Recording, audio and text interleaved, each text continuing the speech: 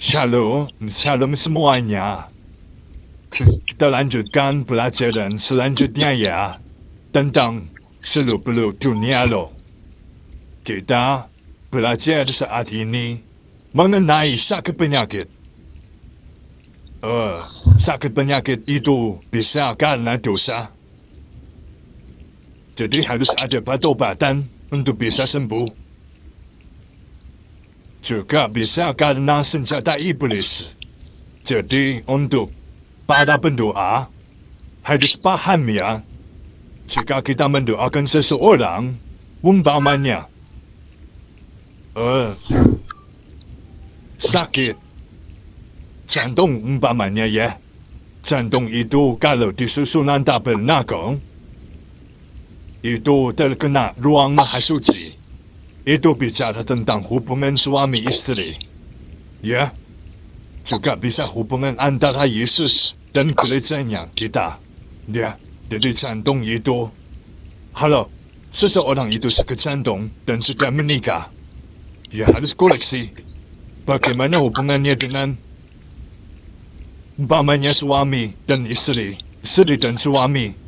Kalau yang sakit suami berarti ya, gimana hubungan dengan istrimu? Kalau ada masalah, ya jantungmu bermasalah. Ya, jadi semua sakit penyakit itu bisa karena dosa. Jadi ada koreksi, harus ada pertobatan. Umpamanya ginjal, sakit ginjal. Ginjal itu dua buah ginjal itu kanan kiri. Berbicara, orang tua, udah mati. Orang tuamu, hukum Daulat kelima. Jadi kalau ada masalah dengan ginjalmu, ya kamu harus bertobat, minta ampun, sudah dikati kedua orang tuamu. Kalau orang tuamu sudah meninggal ya, minta sama Tuhan, aku mau minta ampun. Dulu, saya banyak dosa pada orang tua. Jadi setiap tubuh kita ini dibuat berdasarkan susunan dari bait Allah atau tabernakel. Jadi jikalau ada koleksi apapun itu ada dosa, ada sakit penyakit, itu ada koleksinya. Seperti itu tadi jantung. Ya kalau kamu bermasalah dengan jantungmu ya, hubungan dengan istrimu, suamimu gimana masih ada error. Kalau sakit diabetes ya mesti itu seluk-beluknya tentang hubungan nikah ya mesti ada errornya di mana ya bertobat. Tidak bisa ya. Kita itu menyembunyikan dosa kita. Mungkin tidak bisa menyembunyikan dosa kita terhadap pasangan kita, suami atau istri atau keluarga. Tapi nggak bisa kamu menyembunyikan dosamu di hadapan Tuhan. Apalagi di hadapan hambanya yang mengerti, yang hidup terang. Itu semua akan tambah itu dosamu itu di mana. Yaitu mengenai sakit penyakit. Jadi intinya sakit penyakit itu dosa. Umpama lututmu, biasanya orang tua itu yang sudah umur, yang sudah tua-tua itu ada masalah di lutut. Lutut itu dalam susunan tabernakel itu terkena misbah korban bakaran. Maksudnya, kamu itu sudah pada tua. Lututmu itu sudah berbunyi sinyalnya, kodenya, alarmnya itu berbunyi.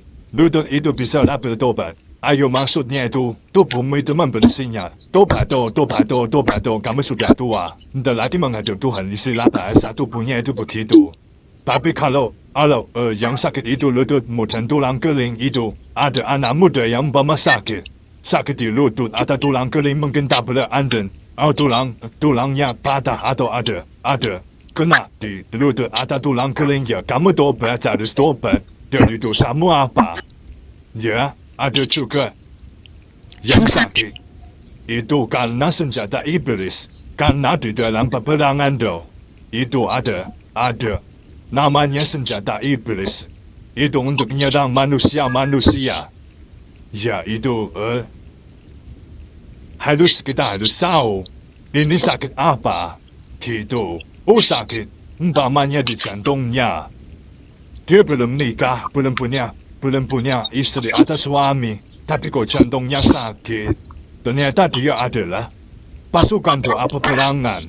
Jadi waktu dia melakukan doa peperangan atau saat dia di lapangan atau dia berdoa apapun dia kena itu senjata iblis kayak tombak itu mengenai punggungnya. Nah, ujung tombak itu maju sampai maju dari punggung itu nembus ke dadanya, ke jantungnya.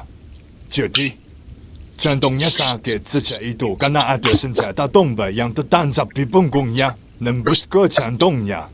Nah, itu harus peka. Ini karena dosa. Apa karena ini ada hal yang lain? Karena tidak semua itu juga karena dosa. Tapi karena senjata lain, ada senjata iblis yang tertancap di punggungnya, nembus di jantungnya. Nah, itu didoakan apapun sembuh dalam nama Yesus. Didoakan sampai yang doakan pingsan yang tidak bisa itu sembuh. Kecuali berdoa, aku dengan kuasa otoritas Allah Maha Tinggi mencabut senjata iblis ini, tombak atau senjata berarti, senjata apapun yang ada di punggungnya, itu dicabut, dibuang ke laut, dibuang kemana? Terus sudah bawa malaikat Tuhan. Itu ya. Itu setelah dicabut, nah bekasnya tombak ini, kita doakan dengan pilur-pilur Yesus sembuh, maka orang itu akan sembuh. Jadi, harus tahu ketepatan, apalagi pendoa. Mata rohnya harus terbuka. Ini karena dosa atau karena senjata iblis. Ada juga yang migrain. Migrain didoakan, sampai pendeta sama hamba Tuhan atau sama siapapun tidak sembuh-sembuh. Itu migrain di kepala. Ternyata kepalanya tertancap. Semacam berarti dari atas nembus sampai ambil ke akhir.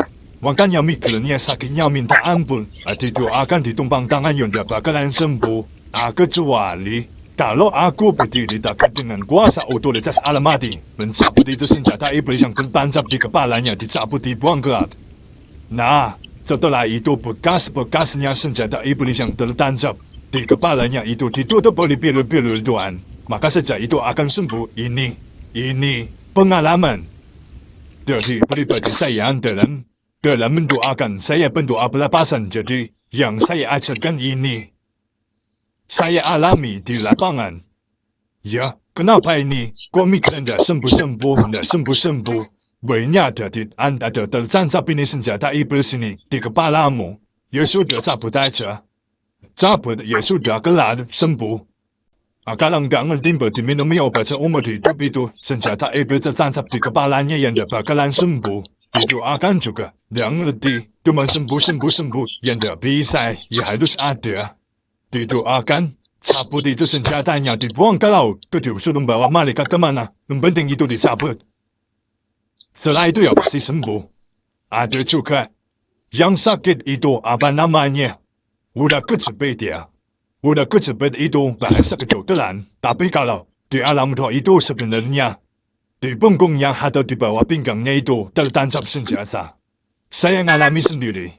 Salah dalam berperang, salah dalam strategi, salah dalam mendoakan sehingga saya mengalami udah kejepit. Dan itu hanya berlangsung cuma beberapa hari. Setelah tahu bahwa itu ada senjata iblis yang tertancap karena saya salah dalam mendoakan orang.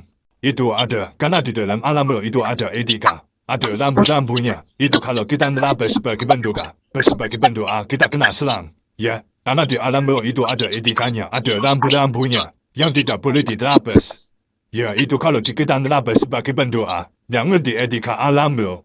Itu kata tidak semua orang yang bisa. Banyak orang itu terbuka mata rohnya. Tapi tidak setiap orang yang mengerti mata rohnya itu terbuka itu tidak ngerti tentang alam roh. Tidak ngerti etika-etika. Ya kena serangan. Tidak sedikit yang berdoa, bahkan pendeta. Tidak sedikit yang kena serangan. Tidak sedikit yang mati. Karena tidak mengerti. Tidak taat dalam berperang. Gimana bisa taat berperang? Mata rohnya panca indera rohnya tidak anti. Ya itu. Akhirnya kena. Itu seperti yang saya alami dulu. Itu tertancap di bawah pinggang saya itu senjata yang dalam kedokterannya udah kejepit. Terus saya minta ampun sama Tuhan karena ada kesalahan. Ini dalam saya mendoakan. Ada etika-etika yang aku terdapat sehingga ini senjata iblis ini tertancap, saya kena senjata iblis. Akhirnya ya aku minta. Aku dengan kuasa untuk selamatin dicabut itu senjata yang ada di bawah pinggang saya ini dicabut. Jalan dicabut ya bekas itu belut-belut Tuhan. Sembuhkan, ya sembuh, cuma beberapa hari, dan sampai lewat minggu, itu dengan mudahnya. Jadi ada hal-hal yang di alam roh itu harus kita mengerti. Ini karena dosa, ini berarti kalau dosa ya bertobat. Kalau ini kena senjata iblis yang tidak bisa cuma didoakan sembuh. Kecuali Tuhan sendiri yang turun tangan. Kalau kita sebagai pendoa, ya harus akan melihat. Ini kenapa? Oh, ini di kepalanya. Ada senjata iblis sehingga membuat dia mikir dan cabut, setelah itu didoakan bekasnya sembuh. Oh, ini kenapa ini? Di bahunya. Sakit sekali. Bukan di situ di bahunya dia ada nongkrong. Setan nongkrong di bahunya. Sehingga bahunya kasarnya berat, selalu kayak kamu selalu sakit. Nah, itu harus tahu. Makanya setiap apapun yang terjadi dalam tubuh manusia, sakit penyakit, itu ada kaitannya dengan alam roh. Bisa dosa, bisa senjata iblis. Itu makanya pentingnya para pelayan Tuhan, baik pendoa maupun pendeta, hamba Tuhan, 5 panca indera roh itu harus aktif. Karena untuk melayani nggak bisa ya. Hantam kalau mau gitu, kamu nembak di alam roh. Kamu akan kehilangan banyak peluru kalau nggak ngerti setannya di mana. Kalau tahu setannya itu di pojok di tengah, kamu perlu 1 peluru saja. Tapi kalau kamu nggak ngerti setannya di mana, waton tembak brutal, semuanya ya kamu pelurunya habis banyak. Bahkan setannya pun tidak ketembak. Istilahnya begitu.